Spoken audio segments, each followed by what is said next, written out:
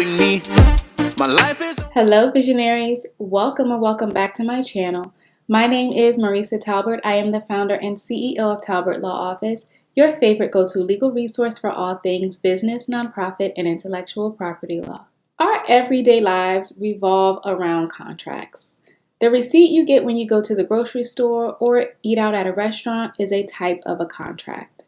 Your utility bills, your internet bill, and your cell phone bill is a type of a contract. The I accept button that you click when you download new software, e-file your taxes, or even accept the cookies upon visiting a new website is also a type of a contract. Almost every transaction that we engage in throughout society is based on contract law. So today I want to talk about ways that a contract can go wrong. When one party doesn't hold up their end of the bargain, which in legal terms is what we would call a breach of contract. A breach can be as minimal as a late payment or as serious as completely failing to deliver what was promised in the contract, such as failing to deliver a wedding cake to a wedding. So without delay, let's jump right into it. There are generally 4 ways that a person can violate the terms of a contract, or in other words, breach the contract. Number 1 is anticipatory repudiation. This type of breach occurs when one party notifies the other party to a contract that it has no intention of performing its obligation under the contract. This notification must be clear and unequivocal, so there should be no doubt about it. But this notification can be expressed, as in with words, or it can be implied, as in with conduct. For example, let's say you live in Texas and you hired a DJ for your 40th birthday party. But 2 hours before the party starts, the DJ calls you, tells you that their flight got canceled, they're stuck in Florida, and they're not going to be able to make it to your party. This notification is express, but it's also clear because there's no doubt that with only 2 hours left to your party, the DJ will not make a flight from Florida to Texas in time to show up. So you could treat this as an anticipatory repudiation of the contract. Let's take another example. Let's say that you were scheduled to purchase a house, and you find out that the house was sold 1 week before you were scheduled to close. This is an example of an implied notification. However, it's still clear and unequivocal that if someone else purchased the house, you can't possibly buy it.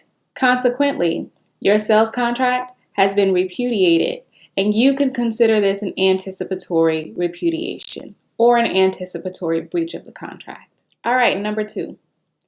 The second type of breach is what we would call substantial performance. Substantial performance is a type of breach that occurs when one party has almost satisfied all of the obligations under the contract. But as Brandy says, everybody knows almost doesn't count. Okay? An example of a substantial performance is when you've ordered 100 t-shirts for your retail business, but you only received 98. You are entitled to recover for the 2 shirts that were missing in order to make you whole. That's simple. Number 3 is a minor breach. A minor breach occurs when the non-breaching party has received the substantial benefit of the bargain.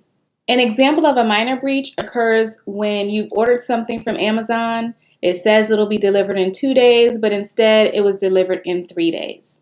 It's still considered a breach of contract, but in most cases, the non-breaching party is not harmed. And number 4 is what we call a major or material breach. A major breach is major. This occurs when a contract has been completely violated, the non-breaching party has not received what they were promised in the contract, or when a specific provision is broken and it was designated as a material breach within the contract itself.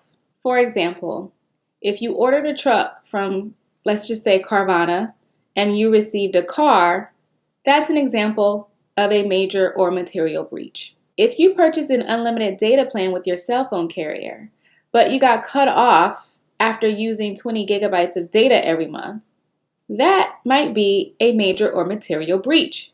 If you paid a contractor to renovate your kitchen and you ordered marble and they installed quartz, that could be a material breach. Almost always, when there is a material breach, the non-breaching party has not received what was promised in the contract and has suffered a significant loss as a result. Just to recap, there are generally 4 ways that a party can breach a contract. Number 1 is anticipatory repudiation, which occurs before the breaching party is actually scheduled to perform their obligations. Number 2 is substantial performance, which happens when the breaching party has almost satisfied all of the obligations under the contract, but not quite. Number 3 is a minor breach, which in most cases, neither party is harmed, but there are still legal rights attached for the non-breaching party. And number 4 is a major or material breach, which means that the contract terms have been completely violated or something has happened where the non-breaching party has not received the substantial benefit of the bargain. If you've been the victim of a breach of contract, the first step is to notify the breaching party that they have breached the contract. And you can purchase a notice of a breach of contract letter from our TLO marketplace, which will be linked down below in the description box. In the next video, we'll discuss the consequences of a breach of contract so that if you have been the victim of a breach, you will understand your rights after that breach has occurred. But for now, that's all I have for this video. Don't forget to like, comment, share, and subscribe. You know I'm always checking for your feedback in the comments. Let me know if you've ever dealt with any of these types of breaches within your business or in your personal life. And as always, this is Talbert Law Office, your favorite go-to legal resource for all things business, nonprofit, and intellectual property law. I'll see you in the next video.